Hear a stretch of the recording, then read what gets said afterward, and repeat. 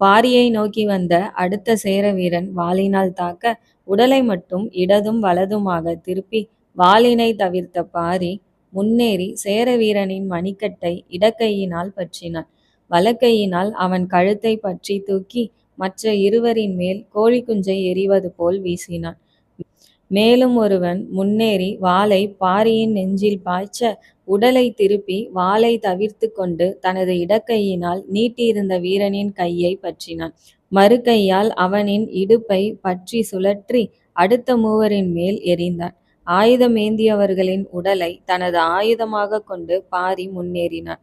பாரி சேர வீரர்களை அடித்து ஒடித்த வேகமும் வீரர்களை பற்றி தூக்கி எறிந்து முன்னேறிய விதத்தையும் கண்ட சேர வீரர்கள் பாரியை நெருங்க தயங்கினர். புகையின் பாதிப்பை விட பாரியின் வேகம் அதிக பாதிப்பை ஏற்படுத்தியது. பாரியை தொடர்ந்து கீழிறங்கிய நிலவனும் இளங்கீரனும் கரட்டிலிருந்து இறங்கும் போதே ஏராளமானோர் வருவதை கண்டனர். இருவரும் ஒரே விதமான ஆயுதங்களை பயன்படுத்துபவர்கள். ஒரே விதமாக சண்டையிடும் முறையையும் ஒத்த குணாதிசயங்களையும் கொண்டவர்கள். இருவரும் இணைப்பிரியாத நண்பர்களாய் இருந்ததற்கு இதுவும் ஒரு காரணம்.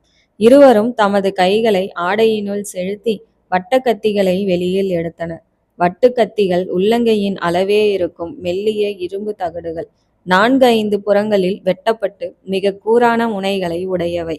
பல வட்டுக்களை மேலாடையில் வைத்து கொள்ளவும் ஒரே நேரத்தில் பல கத்திகளை பலரின் மேல் எரியவும் பயன்படும்.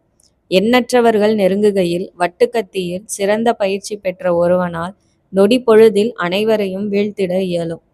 ஒரே நேரத்தில் நிலவனும் இளங்கீரனும் 2 கைகளிலும் வட்டுக்கத்திகளை எடுக்க இளங்கீரன் ஒரு நொடி தாமதித்தான். நிலவன் வட்டுக்களை எறிய பல சேர வீரர்களின் மார்பு, கழுத்து, நெற்றி என உடலின் பாகங்களில் வட்டுக்கத்தி பாய்ந்திறங்கியது. தாக்கப்பட்டவர்கள் தடுமாறிய கணத்தில் இளங்கீரன் கத்திகளை வீசி அவர்களை வீழ்த்தினான். 2 நொடிகளில் பல சேர வீரர்கள் சரிந்தனர். இருவரும் மாறி மாறி வட்டுக்களை வீசி எறிய அனைத்து சேர வீரர்களும் சரிந்தனர். காற்றும் குருதி சொட்டியது.